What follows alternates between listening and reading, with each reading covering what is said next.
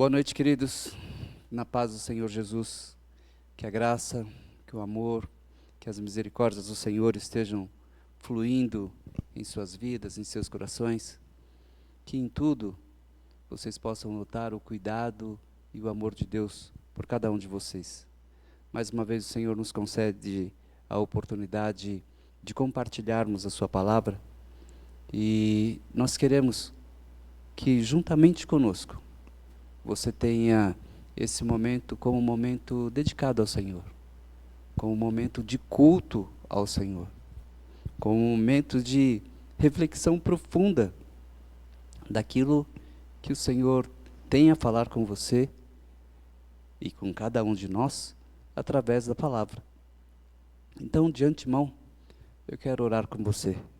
Eu quero pedir para que o Senhor, por misericórdia, fale aos nossos corações. Pai, nós te louvamos, ó Deus, nós te agradecemos por mais esta bênção, por mais este privilégio, por mais esta vitória de virmos à tua casa, de podermos compartilhar a tua palavra. Muito obrigado, Senhor, pelo acesso à tua palavra, o acesso à verdade, a verdade que liberta, que transforma, a verdade que dá vida e vida em abundância. Senhor, em nome de Jesus, que por misericórdia tu fales as nossas vidas, aos nossos corações. Tu sabes, ó Deus, o quanto necessitamos ouvir a tua voz. Tu sabes, Senhor, o quão imprescindível é para as nossas vidas a tua palavra, pois ela nos direciona, pois ela nos exorta, pois ela nos consola, pois ela nos conforta, pois ela atende aos anseios dos nossos corações e nos dirige, nos conduz pelo caminho que tu tens preparado. Então, por misericórdia, fale conosco.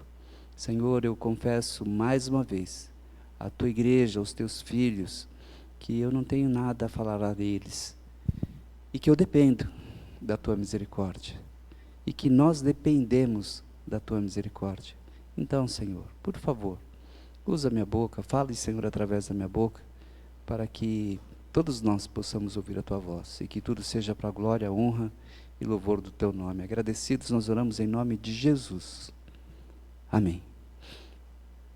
Queridos, eu quero que vocês abram comigo as suas Bíblias no livro de Josué. E nós vamos ler aqui duas passagens, recortar do texto duas passagens. Uma está em Josué 24, do 14 ao 15, e a outra anterior, Josué 23, 14. Nós vamos ler 23, 14, depois 24, 14 e 15. E baseado nessa passagem, eu quero refletir com os irmãos sobre tomando a decisão mais importante das nossas vidas para este ano. E eu quero refletir baseado nesse assunto com os irmãos. Estamos no começo de mais uma etapa, não é? Mais um ano se passou e mais um ano está começando. Estamos no começo de mais uma etapa nas nossas vidas. Momento que comumente, ou seja, que é muito comum nós lembrarmos de fatos que marcaram as nossas vidas durante esse ano que passou. E nós chamamos esse exercício de memória de retrospectiva, uma retrospectiva rápida do ano que passou. E também, olhando rapidamente para o cenário, nós poderíamos falar de acontecimentos que ficaram gravados na história social, na história política, na história econômica do país. E fatos que surpreenderam não somente a nós, mas a todo mundo. Mas nossa atenção hoje, queridos, concentra-se no que está acima. Presta atenção nisso. no que está acima dos assuntos que giraram e que chamaram a atenção de todo mundo. E o que está acima disso? O que está acima de todo mundo?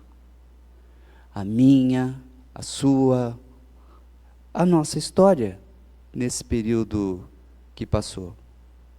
Isso é mais importante do que todos os assuntos do mundo. Nossa, né, que prepotência, alguém diria. Não é. Nós estamos apenas entendendo aquilo que diz a palavra. A palavra do Senhor lá em Lucas 15, 7, diz que há alegria, ou seja, há festa no céu para um pecador arrependido.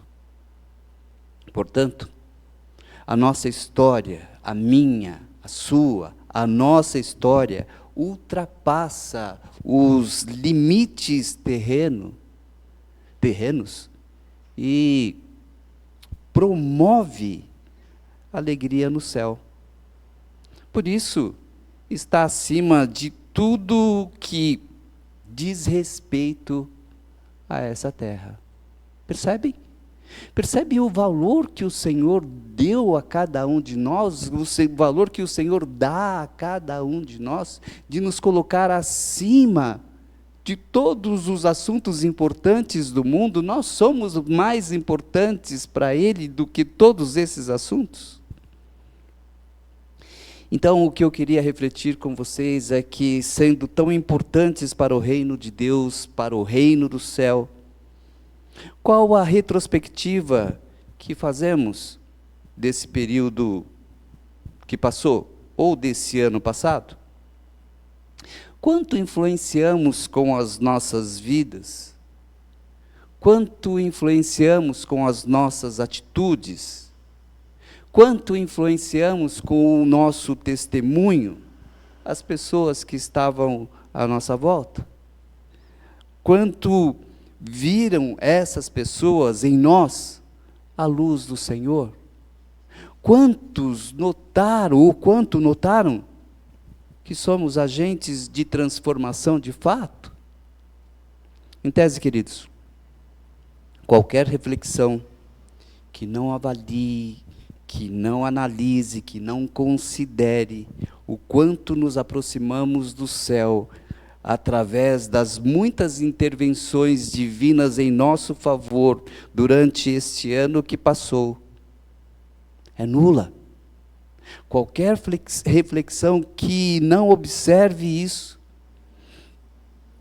é improdutiva, não nos acrescenta nada. E é por isso que essa história de Josué é tão importante para nós. Como vocês sabem, Josué ficou incumbido, ou seja, ele recebeu a missão, a responsabilidade de assentar o povo em Canaã. O povo vem até o deserto sob a liderança de Moisés. E depois essa liderança é passada para Josué.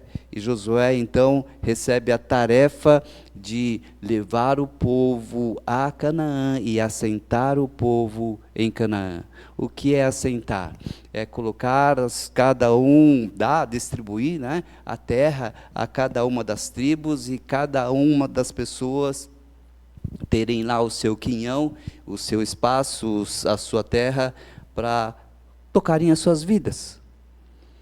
Então, depois que Josué assentou o povo hebreu em Canaã, ele faz um balanço de tudo que havia acontecido até aquele momento. Se vocês lerem atentamente todo o capítulo 23 e 24, vocês vão perceber o que Josué fez. Agora, a pergunta é por que ele fez isso e qual a importância dessa atitude de Josué para nós e para a nossa reflexão nesta noite. Essa análise que Josué fez seria para ele e para o povo a base para a construção e realização de tudo aquilo que eles iriam agora viver e desfrutar na terra prometida. A partir daquele momento, eles iriam de fato começar uma vida na terra prometida. Ou seja, eles iriam de fato começar uma nova etapa na história das suas vidas. Trazendo para a nossa realidade, queridos, conosco não é diferente. O exercício que queremos fazer nesta noite é exatamente o mesmo. Fazermos uma análise daquilo que o Senhor tem feito em nossas vidas e daquilo que nos serve de base, nos serve de apoio, nos serve de sustentação, nos serve de alicerce, como foi falado domingo, para nós construirmos, a partir de agora, claro, mediante aquilo que o Senhor tem para cada uma das nossas vidas. Ao relembrar os acontecimentos, Josué faz uma importantíssima observação. Está aqui em Josué 23, 14. E olha o que diz o texto. Josué falando: agora estou prestes a ir pelo caminho de toda a terra. Vocês sabem, lá no fundo do coração e da alma, que nenhuma das boas promessas que o Senhor, o seu Deus, lhes fez, deixou de cumprir-se. Todas se cumpriram, nenhuma delas falhou. Queridos, esse foi o ponto mais alto dessa reflexão de Josué. Foi o balanço mais positivo que alguém poderia obter, que um povo, que uma nação poderia obter. A fidelidade inquestionável, insuperável, incomparável do Senhor. O Deus de Abraão, de Isaque e de Jacó, fielmente cumpriu as suas promessas.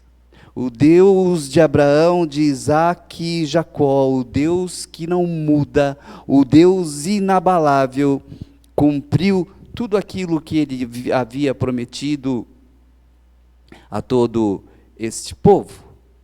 Então, Josué faz uma avaliação para lá de positiva. Aqui está a base da nossa fé. E é exatamente o mesmo exercício que nós precisamos fazer. Aqui está a base da nossa esperança, a base da nossa vida no Evangelho.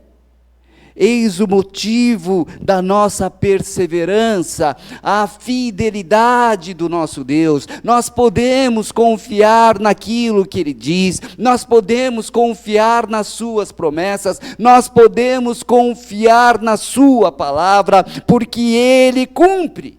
Porque Ele é um Deus que não deixa de cumprir uma só das Suas promessas em favor das nossas vidas. A fidelidade do nosso Deus é tudo que nós precisamos para sustentar a nossa esperança, a nossa fé, as nossas expectativas, os nossos sonhos, os nossos ideais, os nossos planos, os nossos projetos, enfim, sustentar aquilo que somos e tudo aquilo que anseiam, que desejam os nossos corações. Josué partiu de uma base segura, de uma base firme, de uma base que não balança, de uma base que de forma alguma deixa de sustentar-se. Ele partiu de uma base em que ele poderia agora confiar os próximos passos. Exatamente como nós temos que fazer. Também nós poderemos partir dessa mesma base, se fizermos a mesma escolha que Josué fez. se fizermos a mesma escolha que muitos do povo fizeram juntamente com Josué, se tomarmos a mesma decisão. Vamos então ao texto do capítulo 24. Aqui no capítulo 24, no versículo 14, o texto diz: agora, temam o Senhor e sirvam-no com integridade e fidelidade. Joguem fora os deuses que os seus antepassados adoraram além do Eufrates e no Egito, e sirvam ao Senhor. Eu quero refletir com os irmãos esse texto por parte. Agora, temam o Senhor e sirvam-no com integridade e fidelidade. 4 palavras importantíssimas para nós compreendermos a aplicação delas em nossas vidas, no contexto da nossa fé. Temam o Senhor, ou seja, temer, e sirvam-no, servir com integridade, a palavra integridade e fidelidade. Vamos então a cada uma delas. Temer.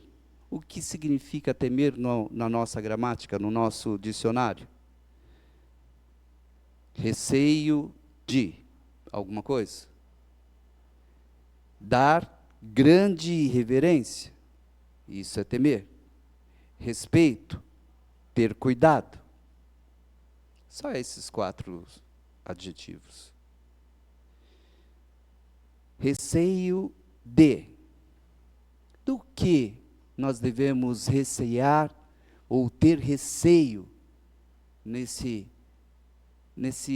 nova etapa, nesse novo começo, em que estamos colocando diante de Deus os nossos planos, os nossos projetos, os nossos ideais, aquilo que anseiam os nossos corações.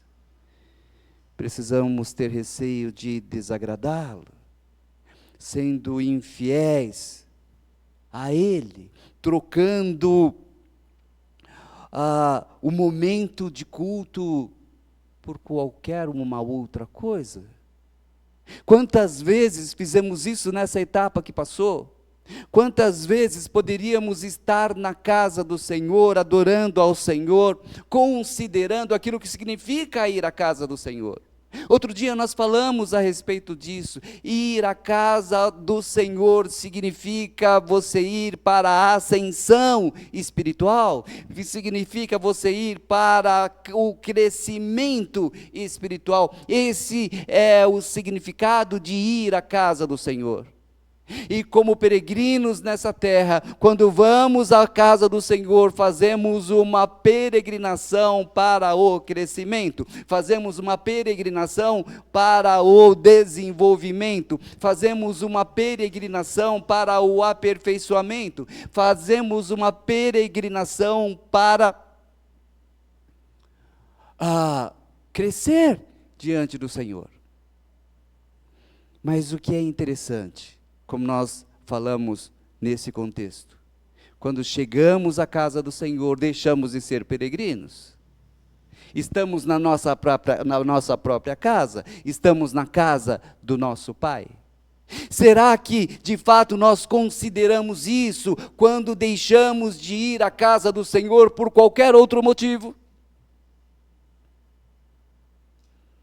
Todas as vezes que você deixa de ir à casa do Senhor, você deixa de ter na sua vida, de acrescentar na sua vida uma ascensão espiritual. Você deixa de acrescentar na sua vida mais um momento na sua casa, na casa do Pai. Por isso que o salmista diz: eu prefiro estar um dia nos teus átrios do que 1000 em qualquer outro lugar. Mas continuando, temer significa também dar grande reverência. E reverência a quê? A presença do Senhor em nossas vidas, e reverência à sua majestade, à sua glória, ao seu poder. Nós precisamos tratá-lo como ele merece. Muitas vezes nós temos dificuldade de nos ajoelhar para orar. Quando nos ajoelhamos, nós estamos reverenciando aquilo que ele é. Quando nos prostramos, nós estamos reverenciando a sua presença no nosso meio, nas nossas vidas.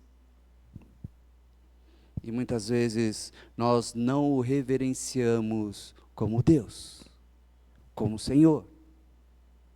E é interessante, nós já falamos aqui muitas vezes nesse sentido. Quando você vai a um fórum e vai falar com um juiz que é um humano como você, que é homem como você, você não pode ir de qualquer jeito. Você não pode assentar-se de qualquer jeito. Você não pode falar de qualquer jeito. Você não pode ser aquilo que você é na sua casa, na rua ou no seu trabalho, enfim, onde quer que você sinta-se com mais liberdade. Não. E existem regras de postura, regras de conduta nesse recinto. E muitas vezes nós desconsideramos isso quando vamos à casa do Senhor. Temer também é ter respeito. O que é respeito? É reverência. E reverência ao quê? A sua vontade para as nossas vidas. Nós precisamos entender que a vontade soberana do Senhor precisa prevalecer em nossas vidas. Nós precisamos entender que quando nos apresentamos para adorar, precisamos ter reverência. Não podemos nos sentir à vontade e ficarmos como nós quisermos, distraídos, desligados. Aqui nós temos uma regra: não ligue o seu celular na hora do culto. E muitas vezes as pessoas ignoram essa regra e usam o celular na hora do culto. Isso é falta de reverência. Você não pode usar o seu celular numa audiência, mas você pode usar na casa do Senhor, não é? Como pode isso? Isso é falta de reverência, quando você está na casa do Senhor disperso, conversando, desatento, desligado, falando de outros assuntos, que não aquele que edifica, que não aquele que te leva a adorar ao Senhor. E por último, ter cuidado para não decepcioná-lo. Ter cuidado para não errar o alvo, ter cuidado para não rebelar-se contra Ele, o Todo-Poderoso, o Senhor dos Senhores. Ter cuidado para servi-lo como Ele deseja, como Ele espera. A palavra do Senhor diz que os olhos dele, os olhos do Senhor, procuram os adoradores que o adorem em espírito e em verdade. Agora temam o Senhor e sirvam-no. Servir. O que é servir? É viver ou trabalhar como servo. É exercer as funções de criado. É viver como trabalhador de Deus. É prestar-lhe, de novo, prestar-lhe culto, serviço, adoração. É isso que o Senhor espera das nossas vidas, fazendo tudo para o louvor da sua glória, fazendo tudo para o crescimento e engrandecimento do seu reino na terra, fazendo tudo para que o nome dele seja glorificado em nós e também através de nós. E sobre esse assunto, o apóstolo Paulo dá uma dica muitíssimo importante lá em Colossenses 3:17. O apóstolo Paulo diz em Colossenses 3:17: tudo o que fizerem, seja em palavra ou em ação, façam-no em nome do Senhor Jesus, dando por meio dele graças a Deus Pai. Tudo que fizerem, ao deitar, ao levantar, ao sair e ao voltar, tudo que fizerem, façam dando por meio do Senhor graças ao Deus Pai. É isso que nós precisamos colocar em prática, queridos. Tudo que fizermos, tudo que estivermos fazendo o tempo todo, é culto ao Senhor. O problema é que nós setorizamos as nossas vidas. O culto é quando a gente vai na igreja. Quando eu estou em casa, não é culto. Quando eu estou no trabalho, não é culto, é o trabalho. Quando eu estou na faculdade ou na escola, eu estou estudando, isso não é culto. O que nós precisamos entender é que o Espírito não sai de nós nessas outras repartições ou nesses outros lugares onde nos encontramos. O Espírito continua em nós, está em nós.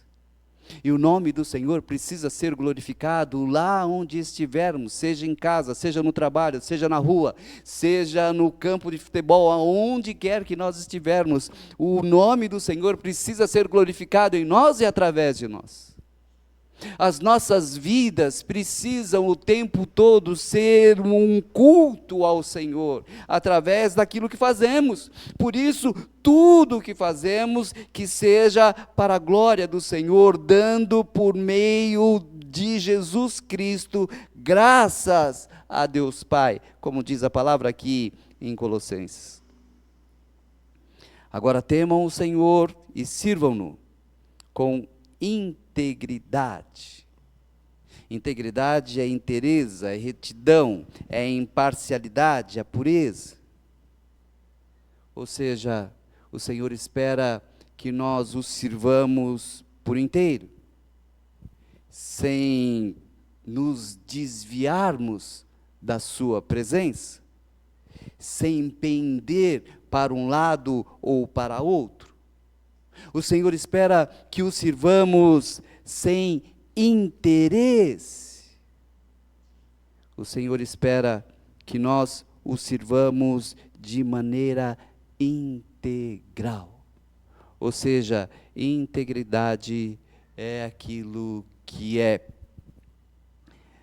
disposto, que é dedicado, exclusivamente na sua totalidade. É isso que o Senhor espera das nossas vidas. Ah, mas agora eu vou me tornar um fanático, eu vou viver só para Deus. Primeiro, que coisa boa é viver só para Deus. Que glória seria nossa vivermos só para Deus. Segundo, viver para Deus não se trata de você submeter a sua vida a uma escravidão ou à vontade de uma senhoria, estritamente falando, no contexto que nós entendemos. Não. Muito pelo contrário. Viver para Deus é permitir que Ele realize em nós os seus planos, que Ele manifeste em nós a sua graça, é permitir que nós, como seus canais, como seus instrumentos, como seus tabernáculos, possamos manifestar a sua presença onde quer que nós estivermos. Então, se eu estou no trabalho, lá eu manifesto a presença do Senhor. Se eu estou em casa, lá eu manifesto a presença do Senhor. Se eu estou na rua, lá eu manifesto a presença do Senhor. Este é o ponto. É isso que o Senhor espera das nossas vidas. Mas o texto diz que Agora temam o Senhor e sirvam-no com integridade, e a última palavra é fidelidade. Fidelidade é lealdade, é firmeza, é constância nas afeições, nos sentimentos, perseverança. Preste atenção nessa palavra. Lealdade, ou leal, melhor dizendo, é aquele que não nega. Não importa o que esteja acontecendo, não importa o tamanho da aflição, não importa o tamanho do levante do inferno, eu não nego, eu sou leal ao meu Deus, aquele que eu escolhi para ser Senhor da minha vida. O Senhor espera das nossas vidas esse posicionamento de não negá-lo.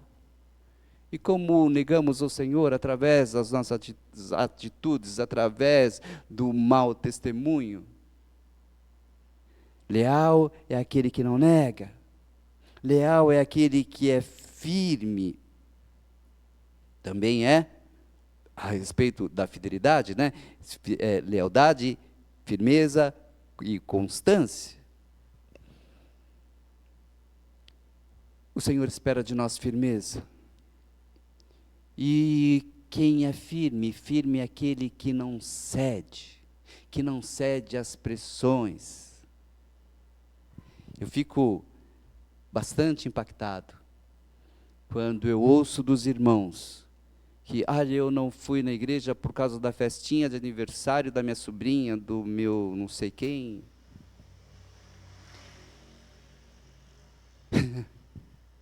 Como se isso justificasse, né? Foi tão importante eu não ir na igreja por causa de uma festinha de aniversário de alguém. Quem é mais importante para você? É Deus, é o Senhor ou este alguém? E as pessoas cedem. Eu não tinha o que falar, eu não sabia o que falar, eu fiquei sem jeito. Não tinha como negar que eu não poderia ir, ou negar o convite. E eu acabei cedendo e eu fui. Fidelidade é aquele que é constante, aquele que não para no caminho. É isso que o Senhor espera de nós nessa nova etapa, não parar no caminho. Como disse a palavra no domingo, a orientação do Senhor a Ló, melhor dizendo, foi: não olhe para trás e não pare no caminho, em lugar nenhum, não pare, continue andando, continue correndo. O que nós precisamos é colocar isso em prática, não parar no caminho durante esta etapa, não parar de cultuar, não parar de adorar, não parar de demonstrar o seu amor ao Senhor, não parar de estar na presença dEle, de buscar a sua presença. E finalmente, ser perseverante é aquele que nunca desiste. Nós não fomos chamados para desistir, nós não fomos chamados para ficar pelo caminho, nós não fomos chamados para abrir mão daquilo que o Senhor tem para as nossas vidas, nós não fomos chamados para negociar, nós não fomos chamados para abrir mão da promessa que o Senhor tem para as nossas vidas, como fez Esaú.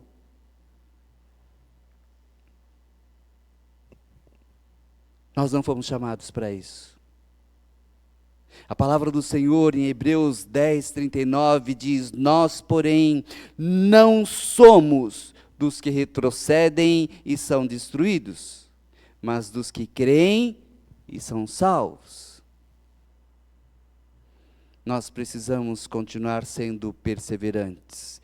Perseverante é aquele que não desiste.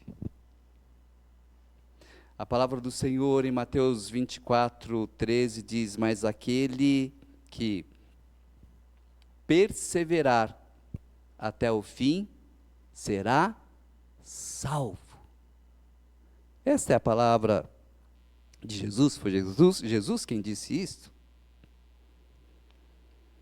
Esses foram os conselhos de Josué para o povo naquela próxima etapa que haveriam de começar.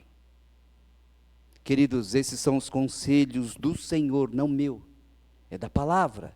Então, são os conselhos do Senhor para as nossas vidas nesta nova etapa, para este ano. Nós só precisamos observá-los e praticá-los. Assim como fez Josué, nós precisamos crer na fidelidade e no cumprimento das promessas do Senhor em favor das nossas vidas. Olha o que ele disse: nenhuma das boas promessas o Senhor deixou de cumprir.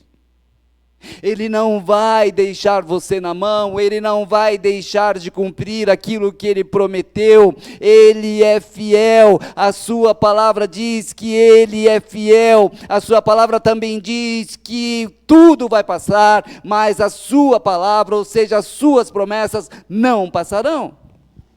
Passarão os céus e a terra, mas a minha palavra não passará. No versículo 15, aqui de Mateus 24, a parte A do versículo. Se, porém, não lhes agrada servir ao Senhor, escolham hoje a quem irão servir. O que é importante nós entendermos, queridos? Deus nunca manipulou o seu povo. Deus nunca fez do seu povo soldadinhos de chumbo. Deus nunca, jamais controlou a atitude do seu povo para que eles não exercessem o livre-arbítrio. Deus jamais nos impõe o que devemos ou não fazer. Ele não impõe.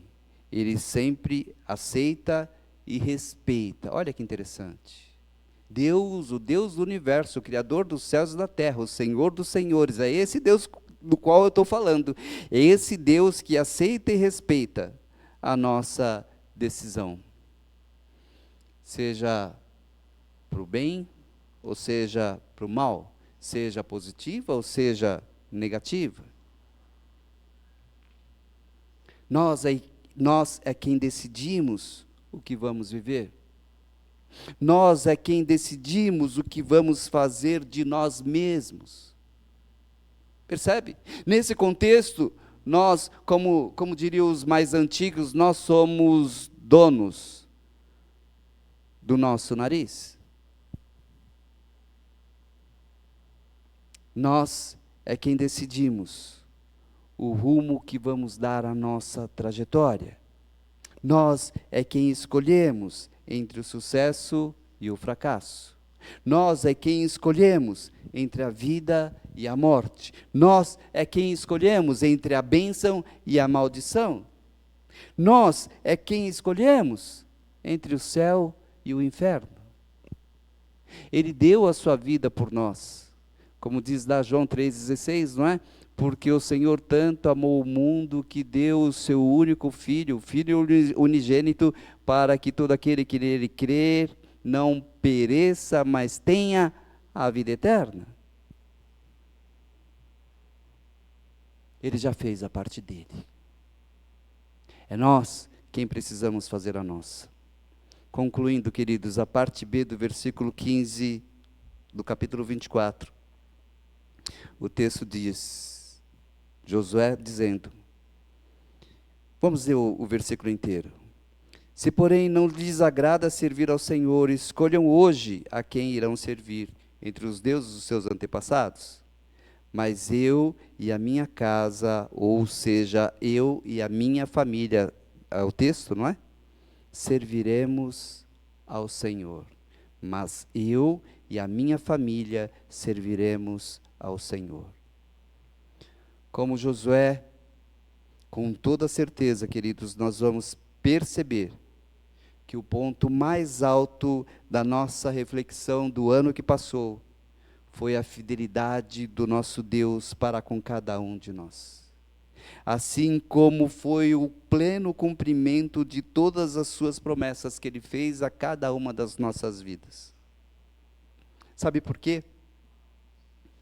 Porque a palavra do Senhor diz lá em 2 Coríntios, melhor dizendo, 2 Coríntios 1, 20. O texto diz assim: pois quantas forem as promessas feitas por Deus, tantas tem em Cristo o sim. Por isso, por meio dele, o amém é pronunciado por nós para a glória de Deus. Tantas tem o sim em Cristo Jesus. Sabe por que nós vivemos o pleno cumprimento? Porque Cristo Jesus é o fiel avalista das promessas de Deus para as nossas vidas. Cristo Jesus é aquele que se empenha-se para o fiel cumprimento da palavra do Senhor em nossas vidas. Ele é o nosso avalista. Então, nós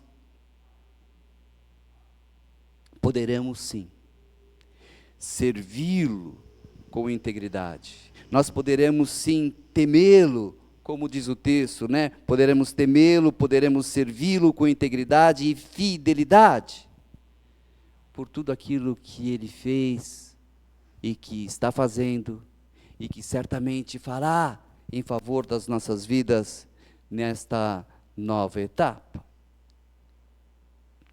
Nós poderemos sim dizer ao Senhor que vamos temê-lo, servi-lo com integridade e com fidelidade, porque Ele mais que merece essa atitude nossa. Ou simplesmente dizer não. Nós podemos falar não quero fazer isso. Nós só precisamos estar cientes de que para cada ação há uma reação. Só precisamos estar cientes de que para cada escolha um benefício ou um malefício. Resultado da escolha. Só precisamos estar cientes que para cada decisão um veredito, ou seja, uma sentença, favorável ou desfavorável.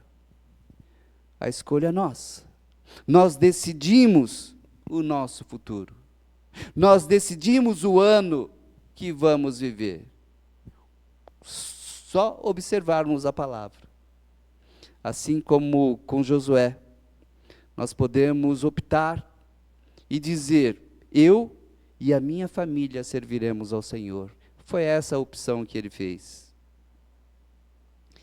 Nós podemos sim dizer: eu e a minha família serviremos ao Senhor neste ano e em todos os anos das nossas vidas até a volta de Cristo.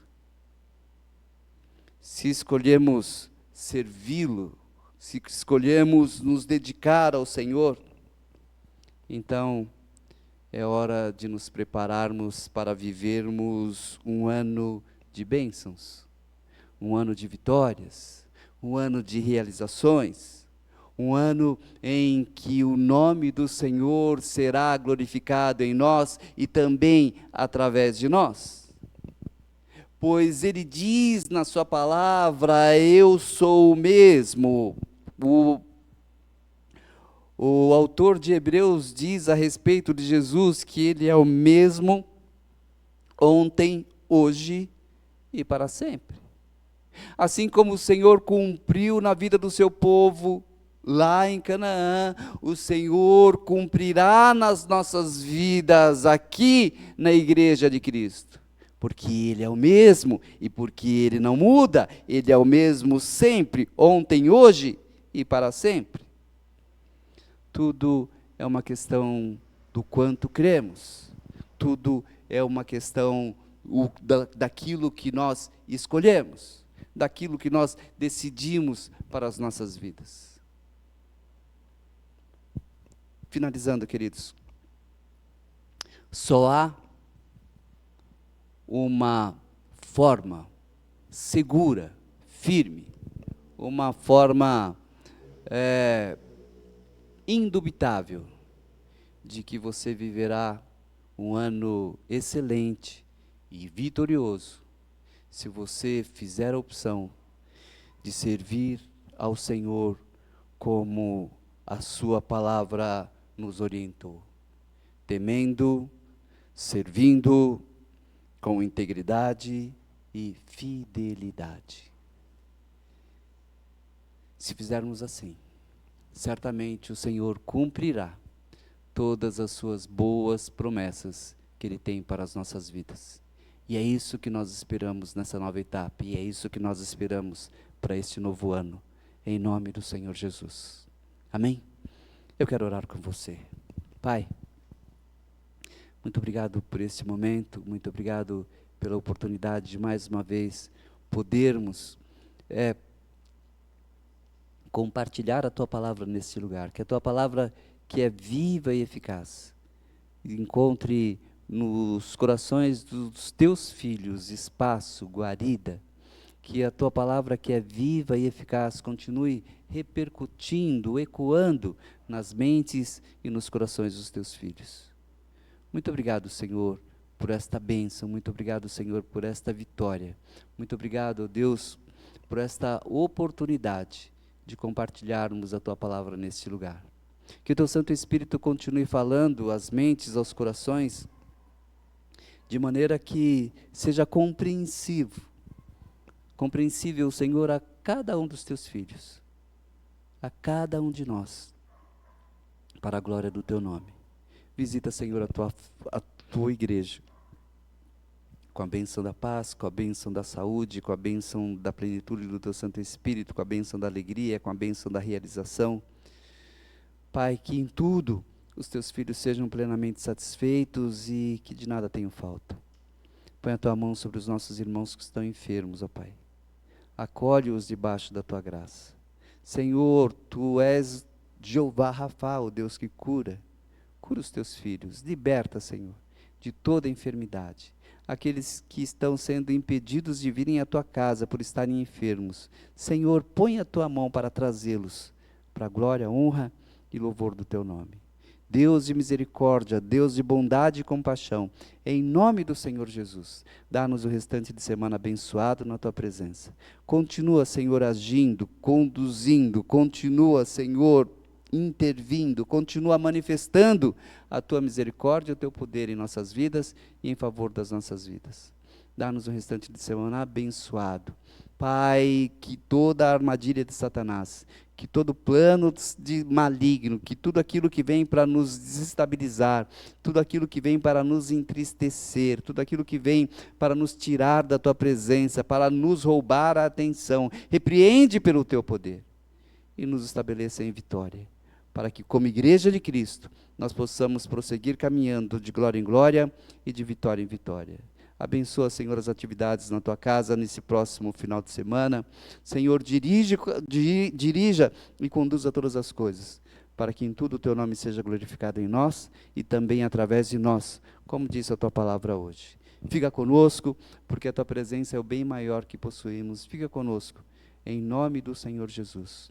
E que o amor de Deus, o bendito Pai da glória, que as consolações do Espírito Santo do Senhor e a graça maravilhosa de Jesus Cristo, o unigênito do Pai, seja com todos os presentes, hoje e sempre. Deus os abençoe, fiquem todos na paz do Senhor Jesus. Amém.